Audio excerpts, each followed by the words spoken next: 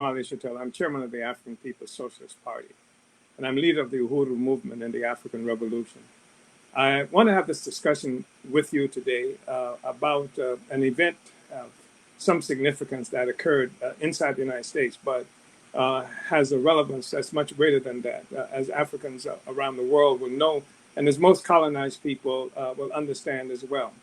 On May 31st, we experienced what was the 100th anniversary of what is known as the Black Wall Street massacre that occurred in Tulsa, Oklahoma, 1921, and it is something that many African activists, as to I hate that characterization, but many Africans in the United States who have been involved in struggle, especially those Africans who belong to the tendency of anti-colonialism, have been quite conscious. And in many ways, we've been talking about this massacre, this destruction of Black Wall Street for a long time. And I should say that it's more than just the so-called anti-colonialist Africans.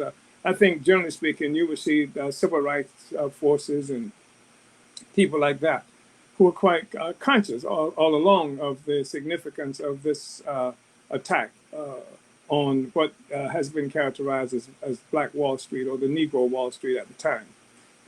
It has been something especially significant, and especially being raised for years and years and years consistently by African people who live in Tulsa, Oklahoma, but others as well. And what we've seen when we look at Tulsa, we're talking about an incident in 1921 where the first area bombardment that ever happened in the United States was done against African people, and what, again, in Tulsa, on what was called Black Wall Street, the Greenwood section of Tulsa, Oklahoma. That situation resulted in more than 300 African people being murdered, brutally murdered.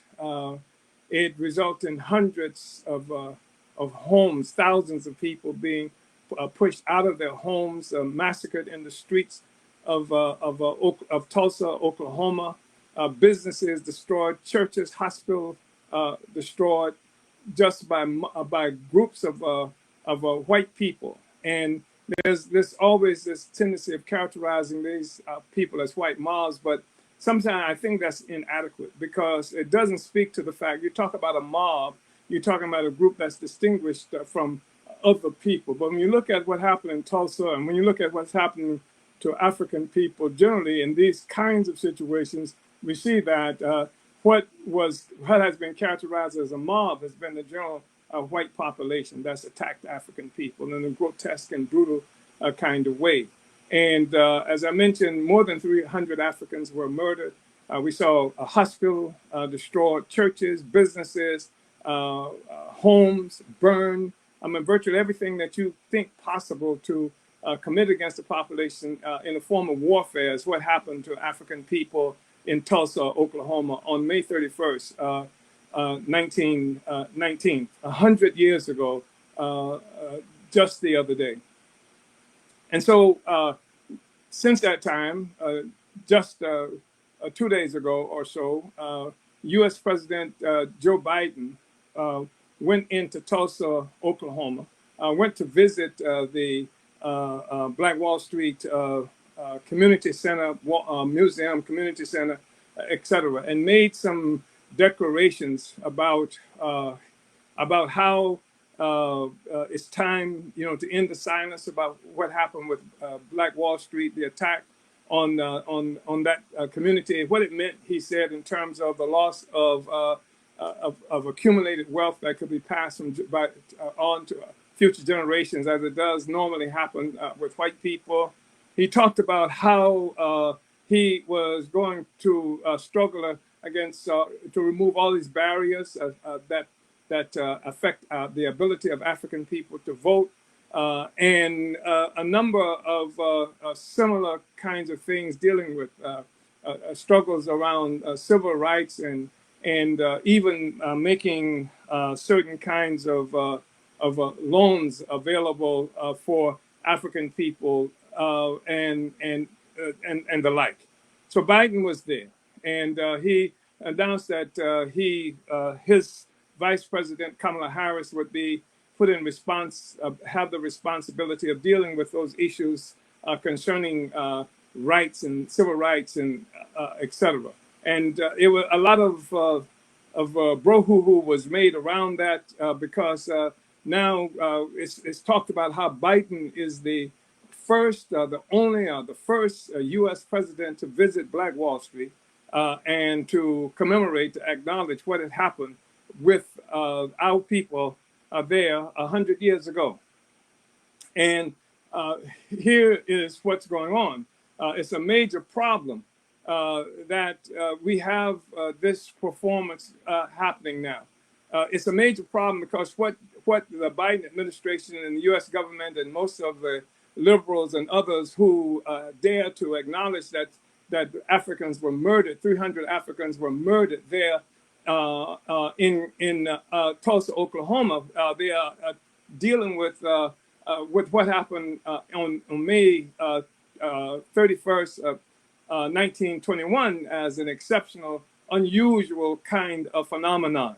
And so they're raising up Black Wall Street, they're raising up Tulsa, Oklahoma as this a sort of an extraordinary event that occurred, and that now the U.S. government is finally acknowledging that it happened. There's no mention of reparations, of course, and even if there were, it wouldn't be addressing the critical issue that we are confronted with. And I've said it again, there's no way that we can get around the issue of colonialism, because that's what we are facing when we look at what's happened to our people there on Black Wall Street, as it's characterized in Tulsa, Oklahoma, and Greenwood section of that community.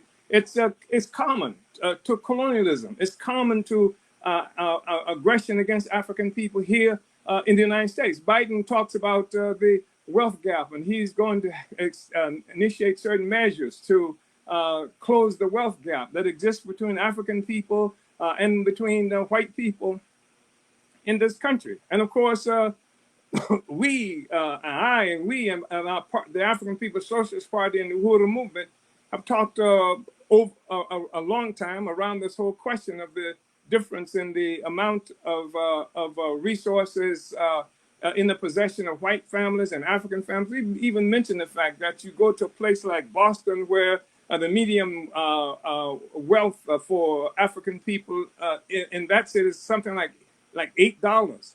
So we are aware of that. We've talked about that for a long period of time. But what the Biden administration and what that cannot deal with, and what he's talking about cannot deal with, is the fact that when you talk about wealth gap, there's some inaccuracy there, because we are looking at, if you talked about the income of an African doctor, African lawyer versus an African sanitation worker, a fast food server, something to that effect, then you might be able to talk about a wealth gap. But when you talk about the distance that exists between the income and the amount of wealth that Africans have versus that which white people have, you're not talking about a wealth gap, you're talking about a colonial relationship. And I think it's really important to recognize that, because colonialism is a situation where the colonizer, in this instance, we're talking about the white people, those who live at the expense of those who are colonized. That's what colonialism is. That's why it's so important for us to understand colonialism as diverse, as opposed to simply talking about racism, because colonialism does have these material manifestations, concrete manifestations, and what you have is a sector of the population, in this instance, inside the same borders of a nation, of a state borders. You have the same colonized and the colonizer living together. And that you have the indigenous peoples, which include those on the concentration camps called reservations, which include the Mexican people. You have all of these people, along with Africans, living as colonial subjects under colonial domination.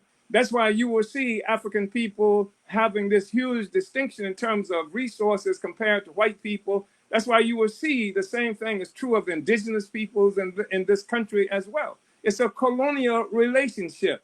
And the colonizer, that is to say the white man, white people, etc., live at the expense of the colonized. Whether the colonizer is somebody who is in Washington, D.C., and the colonized is in Ho Chi Minh City in Vietnam. This relationship is the same. The colonizer lives at the expense of the colonized.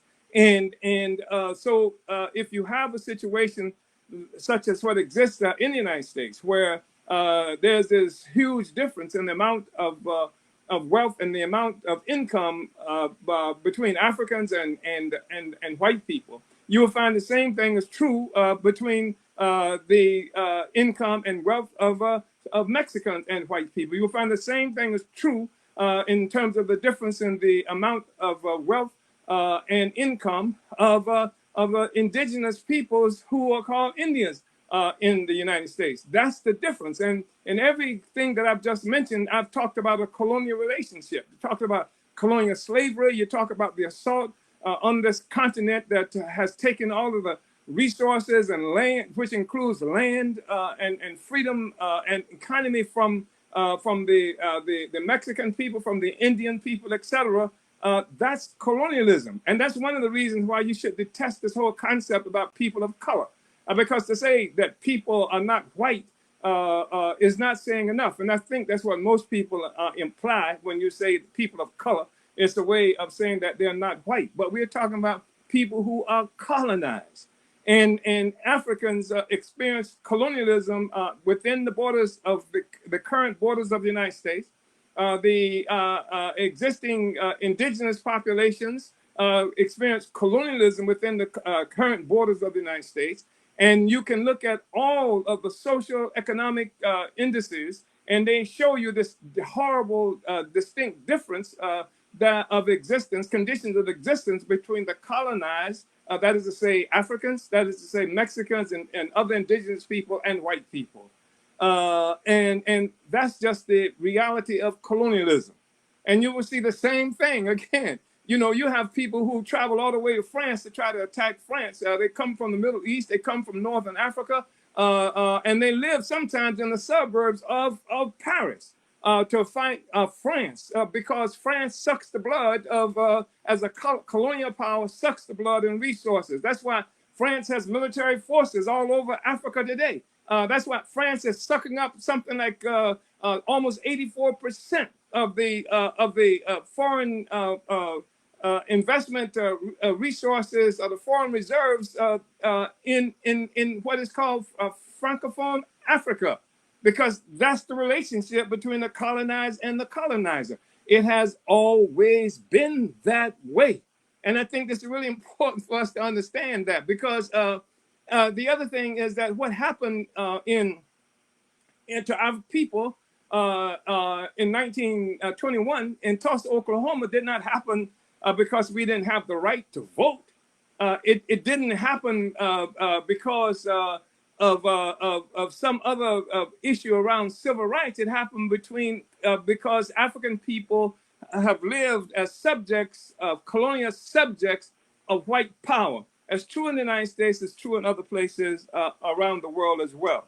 I want to say that while we talk about, while it's important for us to talk about what happened in Tulsa, there are other things that we should be recognizing as well, because Tulsa happened in 1921.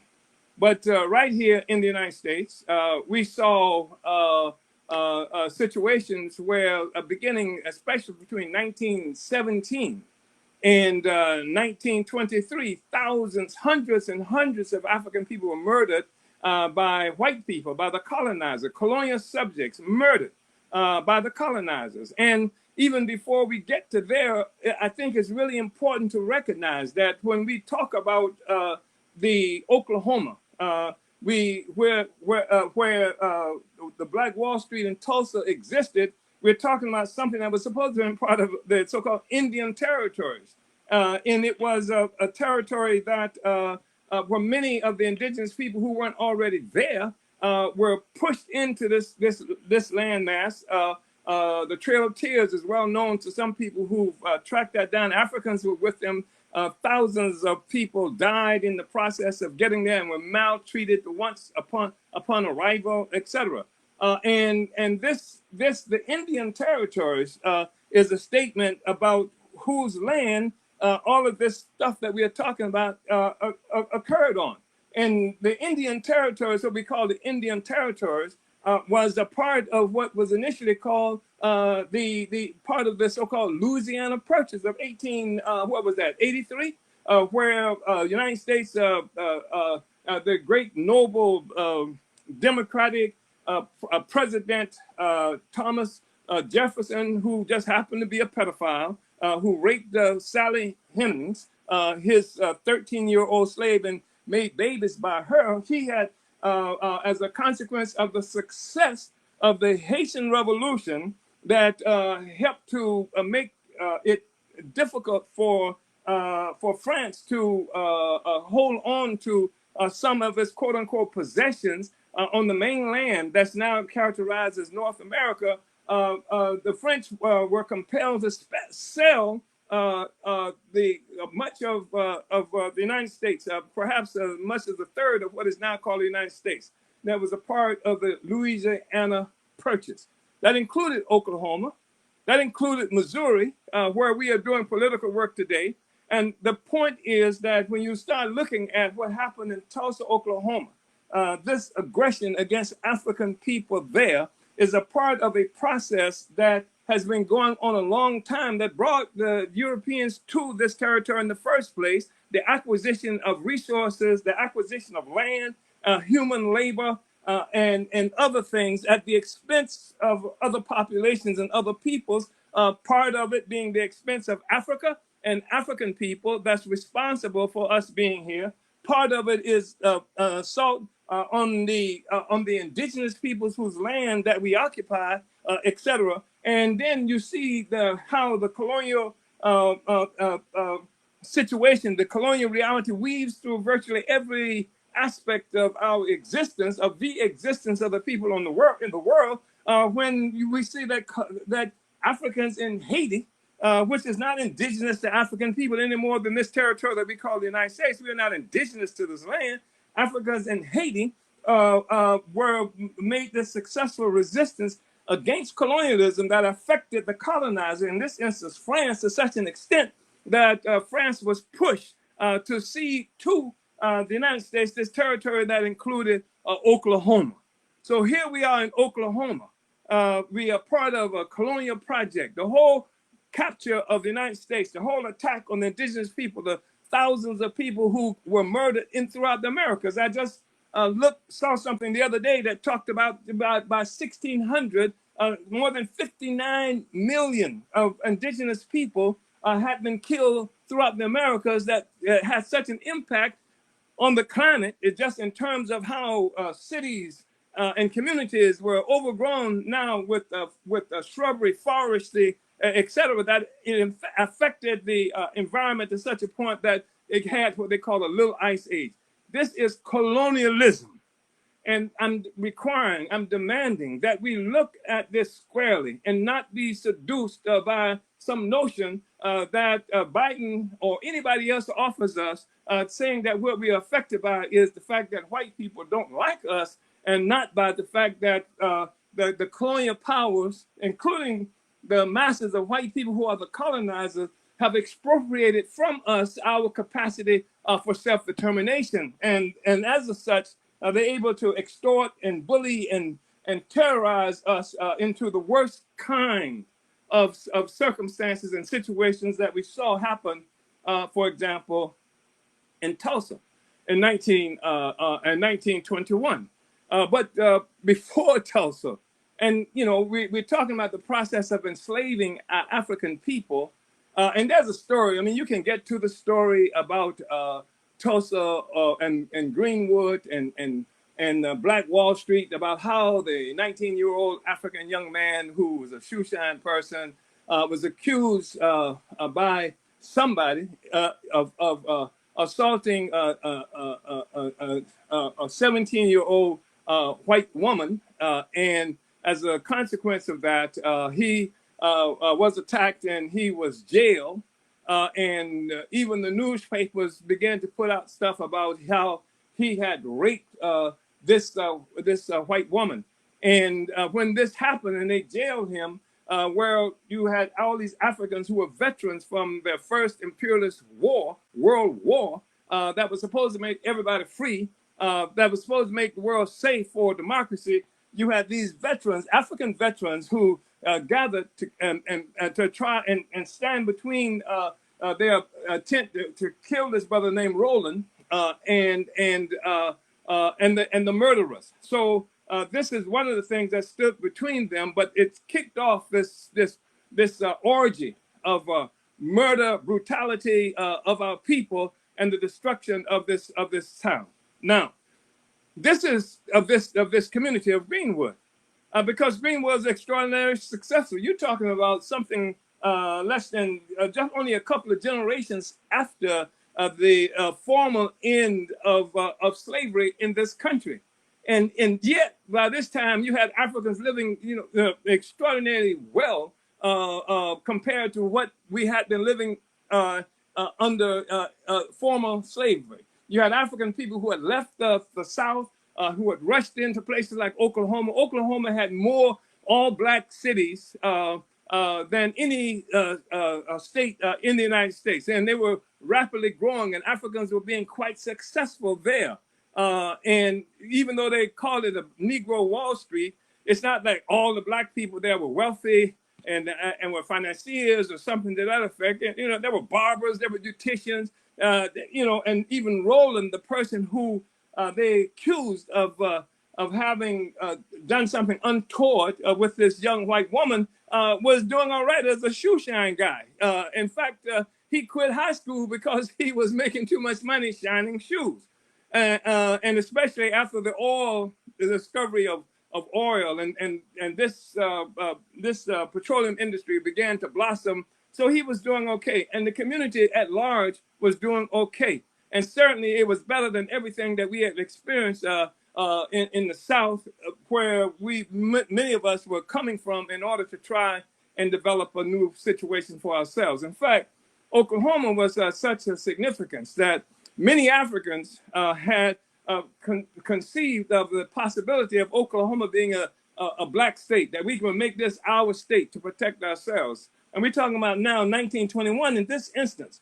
But before then, the thing that pushed most of the Africans was the exodus, when in 1876, 77, where the election resulted in this deal, the Tilden-Hayes Compromise, that allowed the Republicans to be reelected into office, the party of Lincoln to be reelected into the office of the presidency, with the caveat that they would move the federal troops that were in the South, allegedly protecting us, and even that was a sham that we don't have enough time to talk about now. But you had, at this moment, this is the thing that gave rise to the consolidation of this thing called the Ku Klux Klan, and murder and terror all over the South pushed many Africans out of these southern cities, and they were looking for places where we could find an ability to live among ourselves and to live with some semblance of security and dignity. And Black Wall Street was one of the things that contributed to that. Now, I want to say that some people have already recognized Woodrow Wilson's involvement here. And Woodrow Wilson was U.S. president. And one of the things that Woodrow Wilson did was there was a film that came out in 1915, The Birth of a Nation. The initial title of that film was The Klansman. And this film was something where you saw this whole white nationalist fervor pumped up. And with the story that they wanted to tell about the Reconstruction era, which was another period of murder against African people in the United States that had presumed to be free because the colonizer had said that we were free. Not because we had possession of our own freedom, but because the colonizer said that we were free. And so in 1915, this film comes out, and it was something that glorified the Klan. They had white people with black face on who were portraying as Africans, who were in the government, who were committing all kinds of offenses, especially against white women, etc. And from this, this thing was promoted, where the Klan would come out and actually to maintain the prestige of white womanhood and white people. This was the murder that came from that, and was what many people think was an example that was established for what happened in 1921, what happened in 1917, which 2 years after, when we saw the situation that happened in East St. Louis, where Africans were murdered. Africans were murdered and attacked in Washington, D.C. And then in 1919, the whole Red Summer, where more than where at least a score of African attacks were made against African people throughout in cities throughout the United States. One of the most notorious of them that doesn't get spoken of happened in Arkansas. And in Arkansas, we had there was a situation where something like 800 or more African people were killed. But then in Chicago, there was so many, maybe 40 or so African people who were killed by groups of white people, colonizers who were killing us. And then I don't know how many of us were murdered during the whole thing that was characterized as Red Summer, but 800 of us, at least 800 African people were killed in Arkansas. And this is the stuff that was happening to us, and this is the time frame that we're looking at. So Tulsa in 1921, as grotesque as it is, was not singularly significant. Something was happening throughout this country and much of the world to Africans and other colonized people. And that's something that we really have to come to terms with and understand if we're going to say how we deal with this situation that we're confronted with. And one of the main targets of these attacks on African people were African veterans who had gone and fought in the war for white power and who had returned determined never to live under the same circumstances we lived under before we went there. And also because these Africans were perceived to be armed and capable armed people, and so they were targets that for all kinds of raids, and much of the raids came from white military forces, the veterans themselves, and sometimes even white military forces who were in the service at the moment, and they were targets, especially Africans who were wearing their military uniforms, etc. So this is the kind of thing that we were dealing with. And you must understand that the resistance was strong. And African veterans throughout the United States have begun to organize and try to be prepared to protect our communities from this massive white nationalist terror that's being waged against the colonized African people by the colonizer. So you had Elaine, Arkansas in 1919. And, you have the same kind of thing. In this time, you had some Africans who were sharecroppers who were just trying to organize a union. And having a meeting, we had a situation that was attacked. That was in October 1919. And we had masses of white people who committed the most horrendous kinds of offenses, murder. In every instance, they didn't just kill us and torture us. They did that as well, but they also looted. They would attack the homes. They would steal the property of African people. They would steal out of the houses. They were looting the communities. This is what happened throughout the United States. At the same time, I mean, the United States was involved in murdering people around the world. I mean, Nicaragua was happening at this time. The war against Sandino was happening at this time.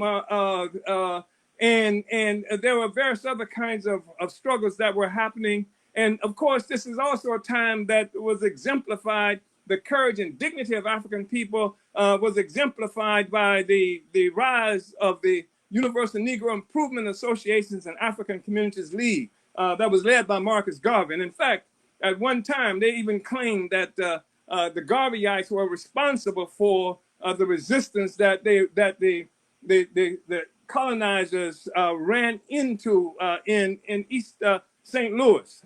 And so, I mean, there's so much you can see and say in terms of the terror. In 1993, of course, 1923, there was Rosewood, right, in Florida, where Africans were killed. And again, you have the same pattern. A white woman claimed that she had been attacked by an African man, and this is something that set off unleashed this white population against the African people. And again, homes, properties destroyed, and looted. This is something that always happened too. They looted, they stole everything, but we fought back in every instance. There was not this cowardly a kind of retreat. People fought back as well as we could fight back. In Rosewood, you had more than 10,000 white men from across the state of Florida came to Rosewood. These were colonizers to put the colonized people back in our place. So this is what we're looking at. This is colonialism. And this is why it's so important for us to understand what we're dealing with, because the colonizer doesn't respect the rights of the colonized. And what we hear from Biden, and what we hear from so many others who talk about this is for the first time. Now, white people didn't know anything about Tulsa, anything about Black Wall Street, but now we bring it out to the light, and everybody knows about it, and everybody is sympathetic now to African people all of a sudden. But that sympathy does not translate into a transfer of power to Black people. We still have no more power today than we did when they attacked us in Tulsa. We have no more power, none whatsoever, and except there's a greater kind of sophistication that you see that has developed in terms of how the colonizer treats us. And I don't even know how sophisticated that is, because neo-colonialism, or colonialism with another face, or colonialism that might come to us in blackface is still real. For example, when we look at all of the stuff that's happened to us, not only do you have like white men who can come to a church, I'm talking about Dylan, whatever his name was, come to a church and murder 9 people, and nothing significant comes of that. In fact, after the murder, this guy was taken to a fast food joint to get some food. And that's not unusual, because almost every one of the attacks on African people that I'm talking about, that included the Red Summer, that included what happened in Black Wall Street, you had the police and you had the military, National Guards cooperating with the other colonizers in doing the horrible things that they do to us. We cannot assume that there's going to be some kind of protection for us by the system itself that has always employed the colonial terror to keep us in the situation that we're in. So we live under colonial domination. We live under colonial domination in the United States. We live under colonial domination in Europe, in Africa. Wherever you find in the Americas, our conditions of existence as African people is under colonialism, which means foreigners and aliens. They attacked our Africa. That's how, there happens to be African people in Oklahoma. We were in Oklahoma. That's not the natural habitat of African people. Africa is. But Europeans came to Africa. You talk about taking land. They took land. They took people. They took labor, and they stole it and stole our own capacity for self-determination and our own capacity to live dignified lives. They came and they took it. And they are responsible for kidnapping and transferring African people all around the world, and being rewarded by a tremendous amount of wealth and resources.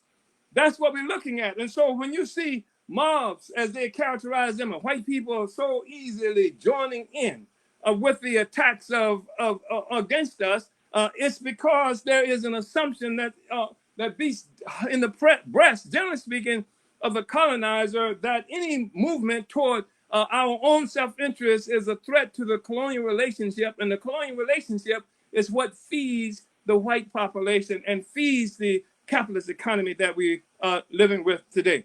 That's part of what it is that we're looking at, and part of what it is that we have to contend with. And we're living at a very critical moment in history, because all around the world, people are fighting back.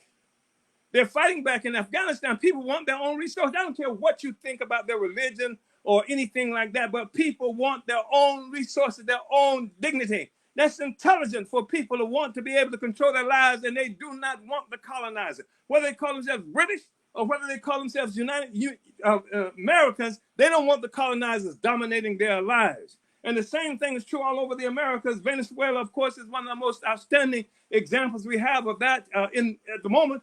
Cuba, everywhere you look, people want to live their lives on their own terms. People want France out of the Caribbean. People want France out of Africa that's bleeding us forever. And that's the reality. That's the relationship we have with colonialism. That's what we're dealing with. So when we say what happened in Tulsa, in Greenwood, Black Wall Street, it's a part of a pattern of colonialism that's necessary to keep us down. And the solution is not to try to get a nicer colonialism. You won't get a colonialism that you can rely on. Every time we thought we had a situation that we could rely on, when we relied on colonialism, the system remained intact. We found ourselves in worse situations sometimes, or certainly much of the time, than we were in before. We thought that the end of the Civil War was the Emancipation Proclamation was supposed to be it. We thought that Reconstruction was going to do all of that for us. And in fact, we're in Oklahoma now because they were murdering us even after the Reconstruction, even after the Emancipation Proclamation. We had chased throughout this country and all over Africa. You see similar situations. You know, it took military capacities to push France out of Algeria and North Africa. It took military strength and prowess to push France out of Vietnam and the United States out of Vietnam. This is what we're looking at. The trajectory, progressive trajectory of history today is a trajectory toward total liberation.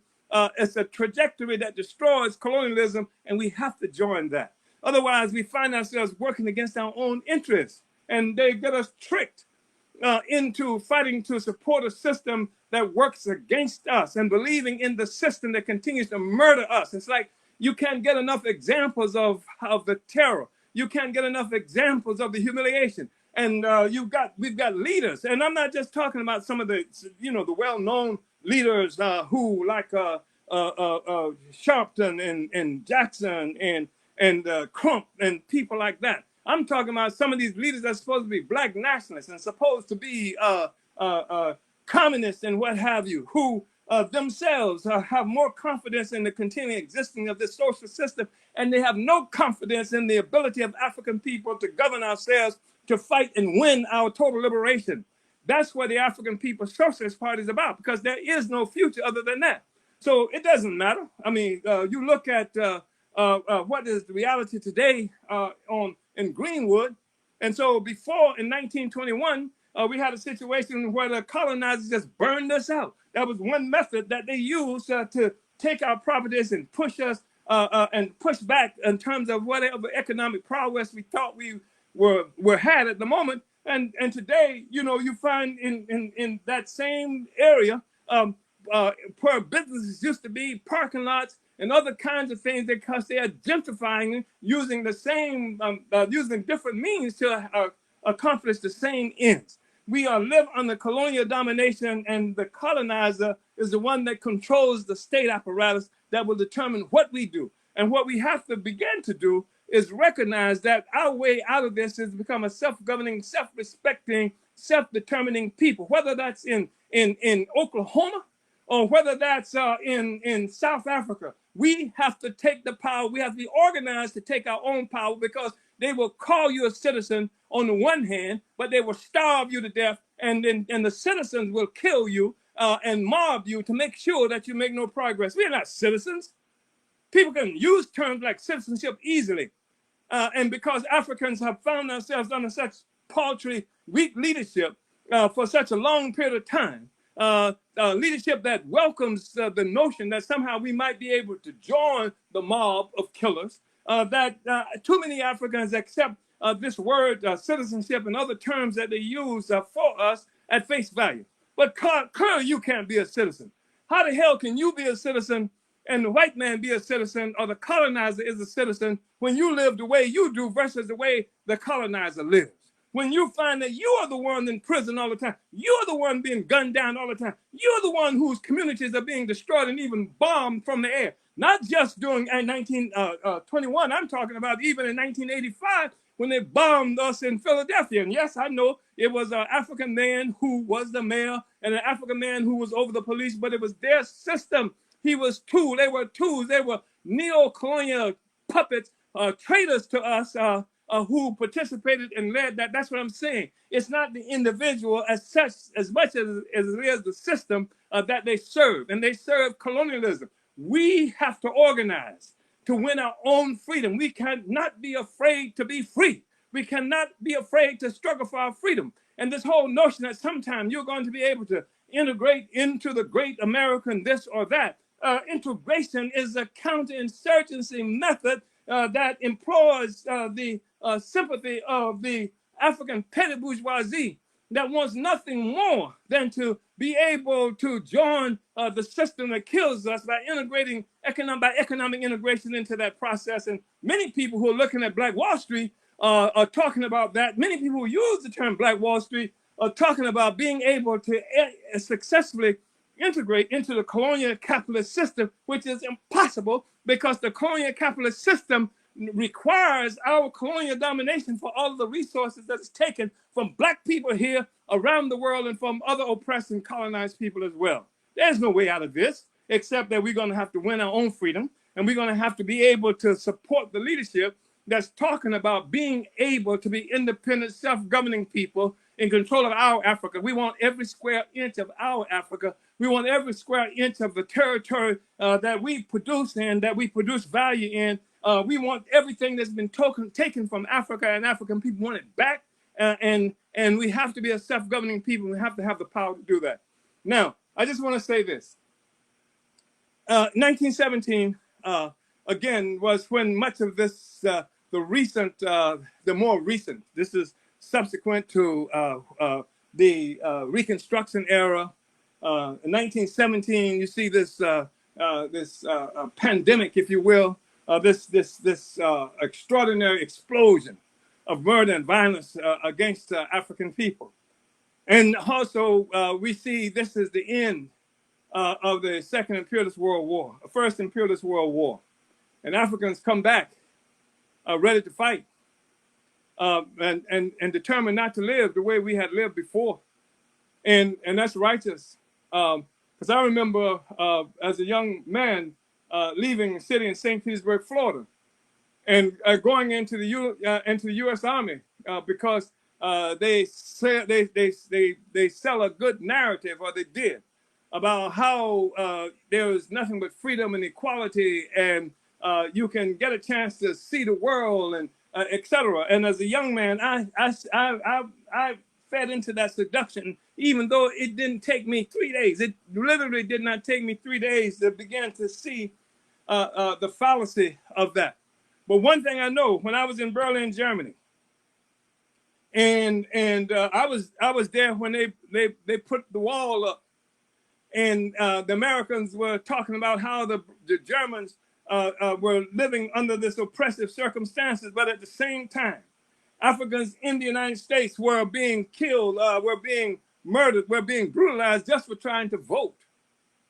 This is what was happening. And I determined when I was leaving on my discharge, my transfer from the United States back, from Germany back to the United States, that I would never, this would never happen to me. And I knew how to fight them in terms of even the training that I had received from them. But I had determined that anybody who attempted to put me in the circumstances that I saw happening to African people from afar would die. And I was determined for that. And I think you had African soldiers. I think that was the general sentiment of Africans who were transferred around the world, etc., and who were trained how to fight. And we saw that happening all over the South in particular, where Africans who had the military skills and what have you came together to protect our people. And that's what we have to do. We have to be able to protect our people, but not just some static thing of what they call self-defense. It's not good enough just to have a parade army of people who can protest and have those kinds of demonstrations. I mean, I think it's great. I see more and more things like black gun clubs happening throughout this country. And I see a determination from a lot of these Africans never to be killed and murdered the way some of our people have been killed in defenseless postures. And I think that's great. But the other thing about that is there's a military, any military force must be guided by some kind of political strategy and political objectives. And just to say I'm protecting myself is not enough. And Mao Zedong was absolutely correct when he said politics is war without bloodshed, and war is politics with bloodshed. And the murder of African people throughout the Americas and throughout the world, what we are talking about is colonial politics. It is politics that was determined to maintain the status of African people in a way that's beneficial to the colonizer. We have to move beyond just saying that we're going to have some people who will wear black berets and who will have demonstrations and say that we cannot think just in terms of defense, but we must take an offensive. We must become connected and wedded to some strategic objectives to win our liberation and not just wait for more things to happen to us, because things are happening to us daily. Every aspect of our lives, every African child that's not able to be born, or every African child that is born into poverty and violence, every African that is born into a sense of worthlessness based on the relationship we have with white power is experiencing violence. Every form of what they characterize as gentrification that's happening in the United States and other places around the world, in Colombia, in South, what they call South America, happening also in Africa. Right now, you see something like 25% of the land in arable land in Africa has been bought by major corporations, a territory the size of Zimbabwe. That's what we are confronted with. We have to take back our rights. We have, and the rights, of course, is essentially the rights that we confer upon ourselves, having taken the power over our own lives, and not be reliant on what the white person are going to do, what the colonizers was going to do, what Joe Biden or his minions will do for us. We have to be able to do it for ourselves by taking power. That's what the African People's Socialist Party is about. That's what I'm saying you have to be about wherever you are in the world, whether you are in Oklahoma, in the United States, or whether you're in Algeria, whether you're in Somalia, or in any place in the world. You have to become a part of this revolutionary project to take back our Africa, to take back our resources, and to take our people out of the state of perpetual poverty, violence, and colonially imposed ignorance. You have to go to apspuhuru.org, apspuhuru.org. Come to the African People's Socialist Party to make sure that there won't be any more attacks on a black Wall Street, that even Wall Street itself, which was born of our slavery and the theft of the land of the indigenous people, will be wiped out, and we will create another world where we can be a free people and a dignified people, and don't have to be hoping that some man who we know to be responsible for so much murder. I'm talking about Biden. I'm talking about murder in general as vice president and as his role in the Senate. But I'm also talking about murder as a consequence of this bill that he's responsible for, that put 100,000 policemen in the streets of this country, and Bill Clinton carried out this mission. Obama supported this mission that killed we don't know how many of African people since the 1980s. Jail We don't know how many African people in the United States since the 1980s. And then, of course, what America has been doing to our people and other people around the world since that time.